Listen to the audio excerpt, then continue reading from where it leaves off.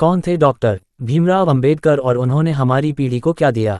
14 अप्रैल 1891 को मध्य प्रदेश के महू में पैदा हुए थे। वह आजीवन समाज में व्याप्त भेदभाव और अस्पृश्यता के खिलाफ लड़ते रहे। भारतीय लोकतंत्र में अंबेडकर का योगदान कभी भुलाया नहीं जा सकेगा। डॉक्टर भीमराव अंबेडकर ने ही भारतीय संविधान इंडियन कॉन्स्टिट्यूशन तैयार किया था। लखनऊ, देश के संविधान निर्माता के नाम से पुकारे जाने वाले बाबा साहब डॉक्टर भीमराव अंबेडकर एक महार दलित परिवार में 14 अप्रैल 1891 में मध्य प्रांत अब मध्य प्रदेश के महू स्थित ब्रिटिश छावनी में हुआ। उनके पिता रामजी पुत्र मलोजी सकपाल महू में सूबेदार के पद पर थे। अंबेडकर जैसे जैसे बड़े होते गए उनके मन में समाज में व्याप्त जातपात और इसके नाम पर शोषण के खिलाफ धारणा बनती गई। भेदभाव का अनुभव उन्होंने स्कूल से लेकर नौकरी तक में किया। वह पढ़ाई के लिए इंग्लैंड भी गए। वहां से भारत लौटने के बाद उन्होंने अस्पृश्यता के खिलाफ आंदोलन चलाया और समाज के दलित व दबे कुचलों को न्याय दिलाने में आगे आगे रहे।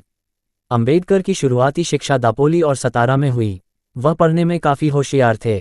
बालक अंबेडकर का पढ़ाई लिखाई में दिमाग तेज तो था ही, उनमें सीखने की ललक खूब थी।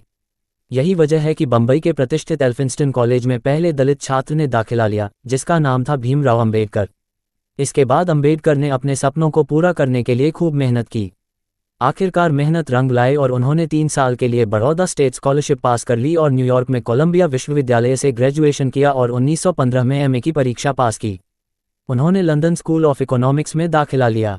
4 साल में 2 डॉक्टरेट की उपाधियां हासिल कीं। 5 के दशक में उन्हें 2 और मानद डॉक्टरेट की उपाधियां दी गईं। BR अंबेडकर लाइफ समाज में प्रचलित भेदभाव से अंबेडकर दुखी थे। स्कूल के समय से ही उन्हें भेदभाव और अस्पृश्यता का सामना करना पड़ा था। अपनी जाति के दूसरे बच्चों की अपेक्षा अंबेडकर को अच्छे स्कूल में पढ़ाई का मौका जरूर मिला, लेकिन वहां उन्हें और उनके दलित दोस्तों को कक्षा के अंदर बैठने तक की इजाज़त नहीं थी। न शिक्षक उनकी कॉपी छूते थे और न ही चपरासी उन्हें सम्मान से पानी देता। ऊंची जात का चपरासी उन लोगों को ऊंचाई से पानी पिलाता और जब वह न रहता तो उन्हें और उनके दोस्तों को प्यासा रहना पड़ता। यही वजह है कि पढ़ाई करने के बाद देश लौटकर उन्होंने इन सब के खिलाफ आंदोलन और अभियान चलाए। दलितों और दबे कुचलों को न्याय दिलवाने में वह आगे आगे रहे। उन्होंने 1928 में महार सत्याग्रह, 1930 में नासिक सत्याग्रह और 1935 में येवला की गर्जना जैसे आंदोलन चलाए। 1927 से 1956 के बीच बहिष्कृत भारत समेत कई पत्र पत्रिकाओं का संपादन किया।